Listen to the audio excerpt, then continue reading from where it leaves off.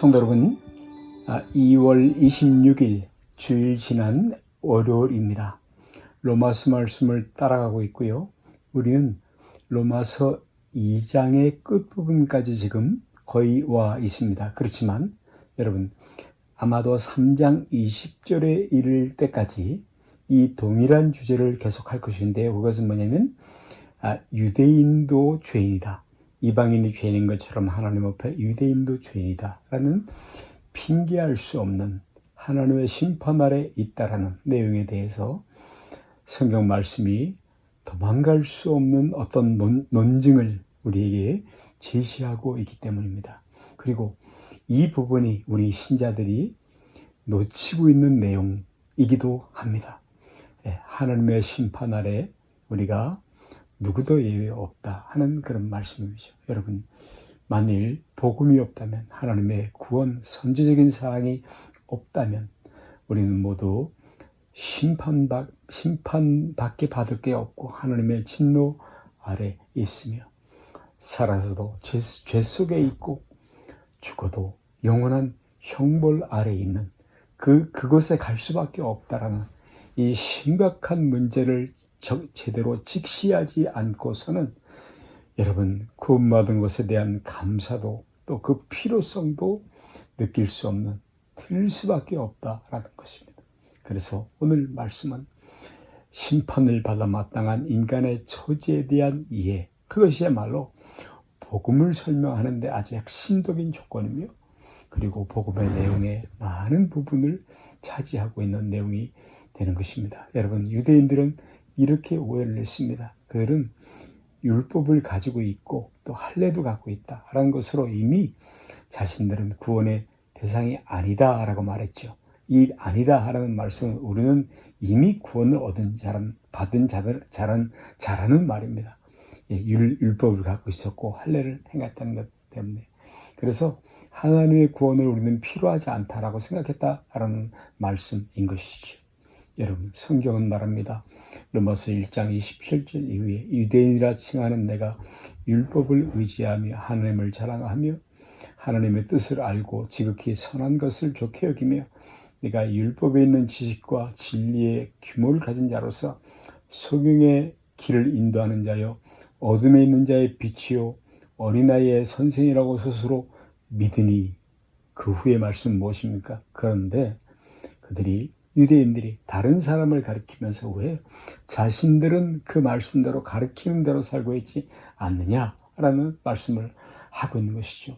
내가 율법을 행한 즉 할례가 유익하지만 만일 율법을 행한 즉 내 할례가 무할례자가 되었느라. 로마서 5장 25절 말씀인 것이죠. 율법은 행함을 위한 것이지 가지고 있다라는 것으로 자랑할 것은 아니다 하는 말씀인 것입니다. 21절에 더 날카로운 지적이 나오죠. 다른 사람을 가르치는 내가 내 자신을 가르치지 않느냐? 도둑질 말라고 반파하는 내가 도둑질을 하며 간음하지 말라는 내가 간음하느냐?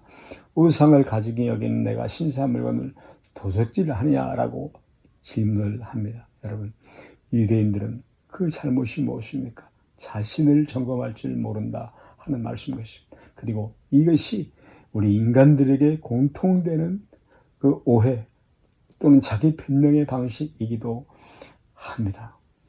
기록된 바와 같이 하나님의 이름이 너희로 인하여 이방인 중에서 모독을 받는다.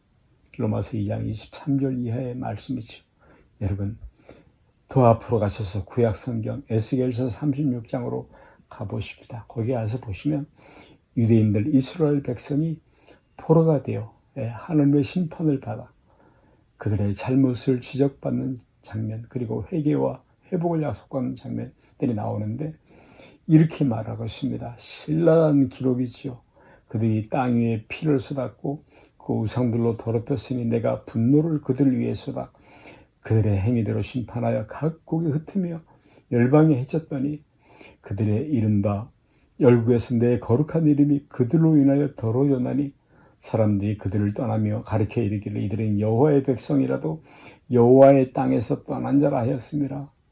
그러나 이스라엘 족속에 들어간 그 열국에서 더럽힌 내 이름을, 내 거룩한 이름을 내가 아꼈노라 라고 말씀을 하십니다. 너희는 내 규례를 지켜 행하라. 다시 한번 말씀하십니다. 내가 너희 열조에게 준 땅에 너희가 거하여 내 백성이 되고 나는 너의 하나님이 됨이라. 내가 너희를 모든 더러운 데서 구원하고 곡식으로 풍성케 하여 기근이 너희에게 임하지 아니하게 할 것이며 곧 나무의 실과와 밭의 수산을 풍성케 하여 너희를 다시는 기근의 욕을 보지 않게 하리니 그때에 너희가 너희 악한 길과 너희 불선한 행위를 기억하고 너희 모든 죄악과 가증한 일을 인하여 스스로 입게 되랴. 하나님 말씀하십니다. 여러분, 율법주의는 매우 나쁘죠.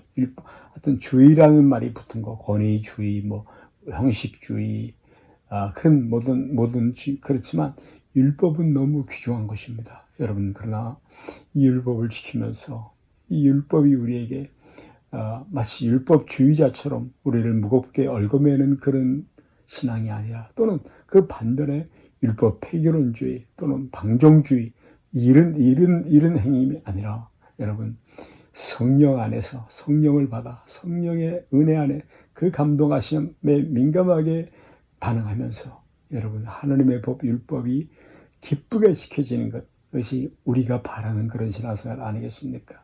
예, 성령 안에서 하나님 나라는 성령 안에서 의와 평강과 희락이라 기쁨이라라고 말씀을 하고 있는 것입니다. 그렇습니다. 하나님께서 이스라엘 백성에게 율법을 주고 또 할례를 행하라고 하신 까닭은 사람들이 하나님을 떠나서 하나님을 거스리고 배반하여서 하나님의 뜻에 합당치 못하게 살아서 하나님의 심판 그 벌을 자초하고 있을 때 하나님은 유대인들을 택하여서 그들에게 율법을 주면서 거룩하여져서 복을 받으라고 말씀하십니다. 하나님의 복을 누리라고 말씀을 하십니다. 하나님께서 이것을 위해 그들을 선택하셨고 율법과 할례를 베푼신 것입니다. 여러분, 하나님은 거룩한 분이셔서 죄를 지은 자에게 죄에게 복을 줄 수는 없는 것입니다. 하나님과 거룩하고 화목하여야 복을 받습니다. 너는 하나님과 화목하고 그리고 복을 받으라. 하나님과 화목하고 평안을 누리라 라고 우리에게 말씀하고 계십니다. 여러분, 월요일입니다. 이 한 주간 주 안에서 승리하시기를 주의 이름으로 축복합니다. 아멘.